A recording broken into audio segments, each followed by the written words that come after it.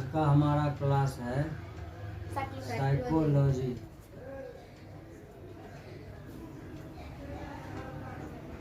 मनोविज्ञान।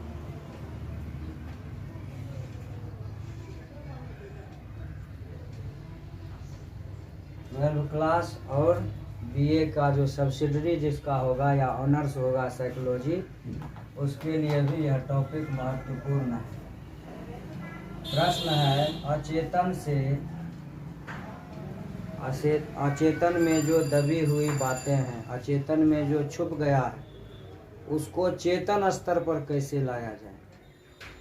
अचेतन हम जानते हैं कि हमारे जीवन का बहुत सारा ऐसा घटना होता है जिसको हम याद रखना नहीं चाहते, और जब हम घटनाओं को याद रखना नहीं चाहते हैं तो वह धीरे धीरे अर्धचेतन में जाता है और अर्धचेतन से फिर अचेतन में चला जाता है, अर्धचेतन से फिर अचेतन में चला जाता है। तो फिर वो अचेतन में जो बातें चली गई है उसको फिर हम चेतना में कैसे लाएं। तो चेतना में लाने के लिए 4 विधियां हैं। अचेतन से चेतन में लाने की 4 विधियां हैं। कितनी विधियां हैं? 4 विधियां हैं। मुख्य रूप से और भी विधि हो सकते हैं, लेकिन हमको 4 विधि पढ़ना है। पहला है स्वतंत्र या मुक्त साहचर्य। स्वतंत्र का मतलब क्या होता है? जिस पर किसी भी प्रकार का दबाव नहीं हो, वह स्वतंत्र है। मुक्त का भी मतलब होता है जिस पर कोई बंधन नहीं हो, उसको स्वतंत्र या मुक्त कहेंगे। साहचर्य का मतलब होता है बातचीत। साहचर्य का मतलब बातचीत। तो स्वतंत्र या मुक्त साहचर्य का जब हम डिफिनेशन लिखेंगे इसका, तो हम कह सकते हैं कि स्वतंत्र या मुक्त साहचर्य में व्यक्ति को स्वतंत्र कब करेंगे, और उसको तभी वह हमसे बात करेगा जब वह नॉर्मल हो जाएगा। इसलिए आरामदायक माहौल में जहाँ कोई शोरगुल नहीं हो, इसी कारण से तुम लोग देखा होगा किसी भी डॉक्टर के पास जाओगे तो डॉक्टर का केबिन बड़ा ही शांत होता है। बहुत लोग के दिमाग में यह प्रश्न उठता होगा कि डॉक्टर एकांत में क्यों बैठता है, क्यों एक छोटा सा केबिन बना के उसमें सिर्फ डॉक्टर का एक कुर्सी रहता है और 2-3 कुर्सी, एक पर मरीज है, उसके साथ कोई आया हुआ साथी, उसके परिवार का लोग बैठता है। पूरे लोग को एक ही बार क्यों नहीं बुला लेता है उसके अंदर? ऐसा इसलिए होता है क्योंकि रोगी, कुछ रोग ऐसे होते हैं जिसके बारे में वह खुल करके नहीं बता सकता है सबके सामने। एक दूसरी बात, ज़्यादा लोग अंदर जाएगा तो शोरगुल ज़्यादा होगा, ध्यान बटेगा। इसलिए एक बार में डॉक्टर सिर्फ एक ही रोगी को बैठाता है। आप आइए, आपको जो कम दिक्कत है उस दिक्कत को तुम वहाँ बताओगे, दिक्कत जब बताओगे तो उसका वो समाधान करेगा। लेकिन जब सब लोग वहाँ पहुँच जाएगा तो उसके बात को वह ध्यान से नहीं सुन पाएगा। इसलिए डॉक्टर क्या करता है, उसको एकांत में एक शांत केबिन में वहाँ पर वह रोगी से बात करता है। तो वहाँ वह स्वतंत्र रहता है, रोगी के आसपास कोई नहीं रहता है, सिर्फ उसके परिवार के लोग रहते हैं। तो वह स्वतंत्र होकर के डॉक्टर को अपना सारा परेशानी बताता है। इसी को हम स्वतंत्र या मुक्त साहचर्य कहते हैं। तो अब खड़ा होकर के रोगी को कहेगा बताओ क्या सब होता है, तो इसमें भी रोगी अपने आप को असहज महसूस करेगा। अब जो मान लो पूरा कमज़ोर है तो कैसे बात करेगा उससे खड़ा रह के? इसलिए एक आराम कुर्सी लगाया जाता है। अब आ जाते हैं हम लोग टॉपिक पर। स्वतंत्र या मुक्त साहचर्य में क्या करता है कि जो व्यक्ति, जो मनोरोगी है, जो इस रोग से पीड़ित है, किसी मानसिक रोग से पीड़ित है, बहुत परेशान है, टेंशन में है, उस रोग से पीड़ित व्यक्ति को वह एक शांत जगह पर, एक शांत कमरा में, आरामदायक कमरा में, जहाँ उसको आराम मिले, शोरगुल नहीं हो, हल्ला नहीं हो, वहाँ ले जा करके एक आराम कुर्सी पर बैठाता है, जहाँ पर बैठने में उसको आराम मिले।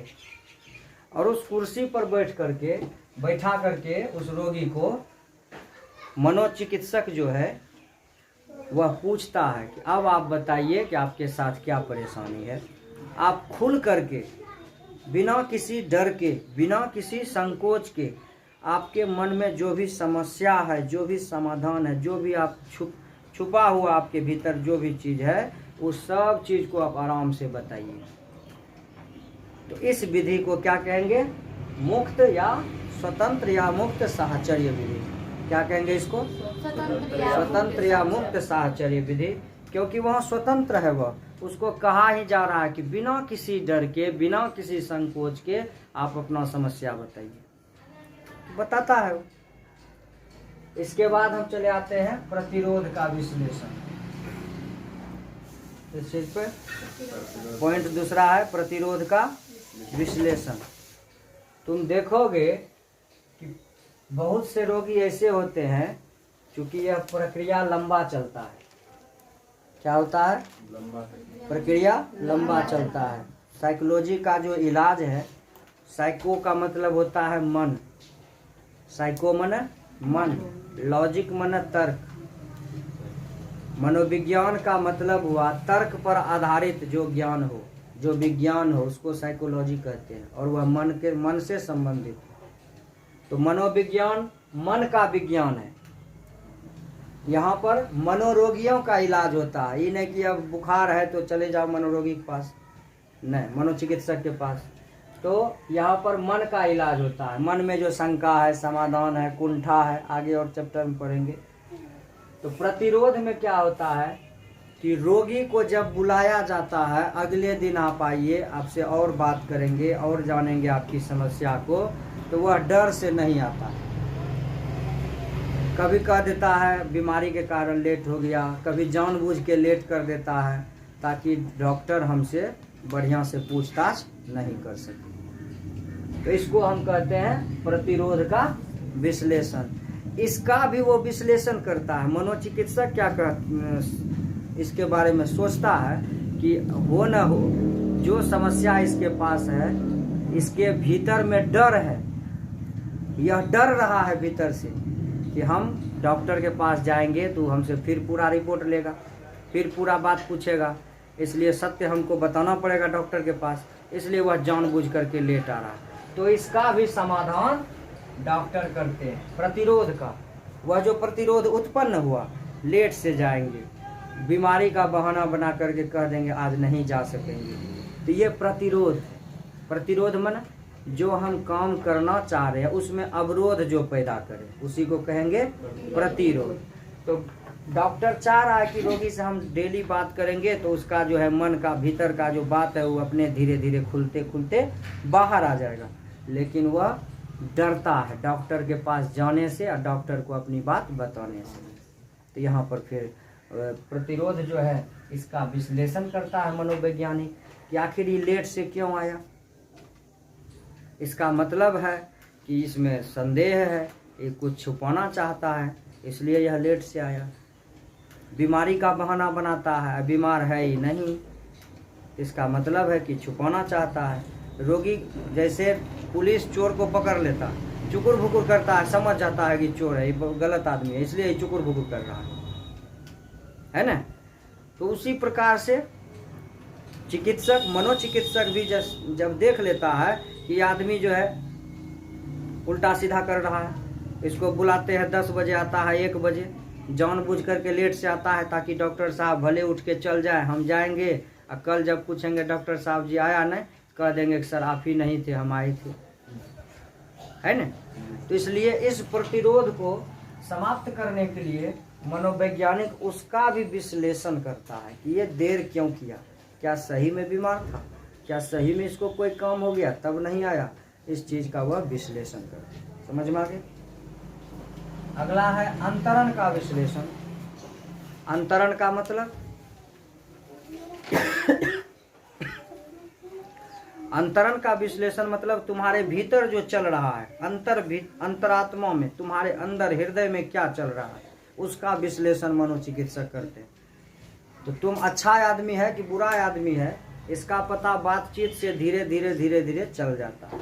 तो यह जो प्रक्रिया है अचेतन से चेतन में किसी भी चीज को लाने की प्रक्रिया, इसका प्रोसेस लंबा है, प्रक्रिया इसका लंबा है।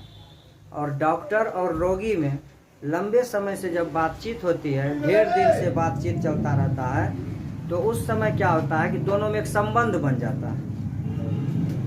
रोगी और डॉक्टर में क्या होता है, एक संबंध बन जाता है, और रोगी जो है डॉक्टर को अपना घरेलू समझने लगता है, और घरे का आदमी। तो ये संबंध जब बन जाता है तो या तो दो चीजें होंगी हमेशा, या तो प्रेम होगा या तो घृणा होगी। प्रेम इसलिए होगा कि डॉक्टर हमसे बढ़िया से बात कर रहा है, घृणा इसलिए होगा क्योंकि वो सारा बात उसको खुल के बता रहा है और डॉक्टर को सब उसका भेद मालूम चल रहा है। कुछ बातें ऐसा पूछेगा डॉक्टर जो उसको अच्छा नहीं लगेगा, इसलिए उससे घृणा भी हो सकता है, उससे प्रेम भी हो सकता है। समझ में आ रहा?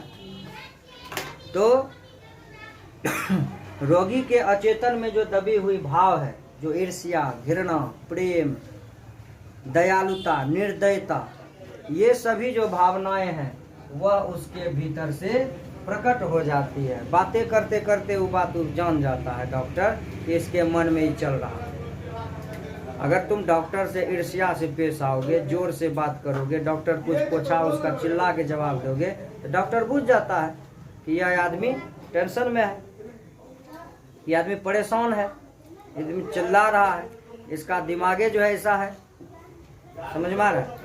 तो इसलिए वह उसके भीतर के बातों का वह विश्लेषण करता है, जिसको कहा गया अंतरण का विश्लेषण। और चौथा है स्वप्न विश्लेषण। स्वप्न विश्लेषण का अगर उदाहरण देखना है, हिंदी का एक फिल्म है भूल भुलैया।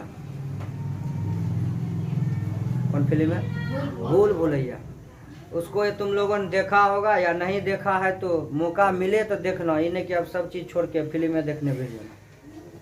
उसमें तुम देखने का जो चीज है बस वही देखना है। उसमें भी वह मनोविज्ञान से प्रभावित है, मनोरोग से। उसकी जो लड़की है उस पर किसी भूत प्रेत का साया है जिसका नाम है चंद्रमुखी।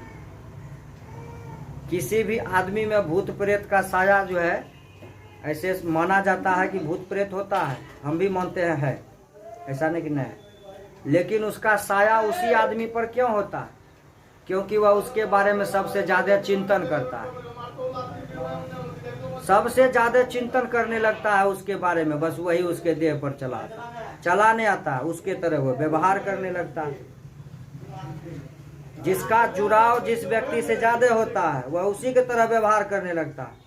उदाहरण के लिए तुम देखोगे किसी के यहाँ कोई मर जाता है और उसका जुड़ाव जिससे ज्यादा होगा, उसके बेटा से, उसकी पत्नी से, उस पर वह कहता है उसके देह पर वो आ गया। वो देह पर नहीं आया, वो उसके व्यवहार से इतना परिचित है कि वह उसी तरह का व्यवहार करने लगता है। तो हम कहते हैं इसके देह पर भूत आ गया, फलनमा आ गया।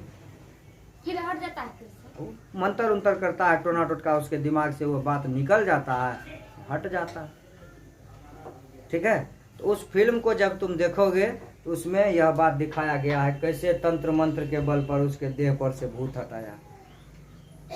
समझ गया? भूत नहीं, वो मन में बैठ गया है, उसको, उसके दिमाग में उसका हर चीज सेट हो गया। कैसे खाता था, कैसे उठता था, कैसा कपड़ा पहनता था, तो सारा चीज उसके दिमाग में सेट हो गया, इसलिए वह उसी के तरह व्यवहार करता है। तो हम कहते हैं साधारण आदमी कहेगा इसके दगता है कि इसके देह पर फलनमा का भूत सवार हो गया, उसकी के जैसा करेगा तो नहीं सवार होगा।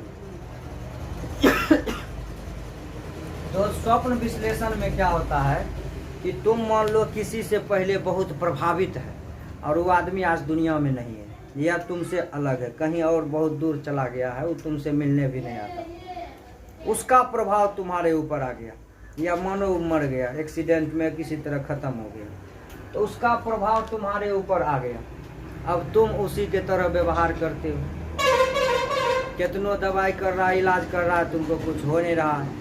इसलिए मनोचिकित्सक के जब ऐसे रोगी जब जाते हैं तो उसके भीतर में क्या चल रहा है उसको पता लगाने के लिए उसके स्वप्न का विश्लेषण करता है। स्वप्न के विश्लेषण में भी वही बातें हैं। आराम कुर्सी पर बैठा देता है उसको, आराम कुर्सी पर बैठा के उसको आंख बंद करने के लिए कहता है। आंख बंद किया, वो एकदम पूरा रेस्ट में चले जाओ, पूरे बिल्कुल नॉर्मल, पूरा शांत वातावरण है, बिल्कुल शांत है, कहीं कोई आवाज़ नहीं, पूरा साउंड प्रूफ हॉल है। उस रूम में ले जा कर के उसको एकदम बैठा दिया है। बाकी कोई कहीं नहीं है, अगर साइड में है चुपचाप खड़ा होकर के मूर्ति की तरह खड़ा है, कोई आहट नहीं, कोई आवाज़ नहीं। और जब वह थोड़ा सा नींद की अवस्था में, जैसे आधा नींद में आधा जागृत अवस्था में है, तब उससे मनोवैज्ञानिक सवाल पूछता है और उन सवालों का जवाब वह जिस रूप में देता है उसका विश्लेषण करके उसके मनोरोग का इलाज कर देता है। इस प्रकार अचेतन में छुपी हुई बातों को इन 4 विधि के द्वारा चेतना में लाया जाता है। कोई दिक्कत समझने में? अपने से इस पॉइंट को लिख सकते हो, प्रयास करोगे तो हो जाएगा। समझ गया? याद करने का आवश्यकता भी नहीं पड़ेगा और याद तुरंत हो जाएगा अगर समझ लिया है।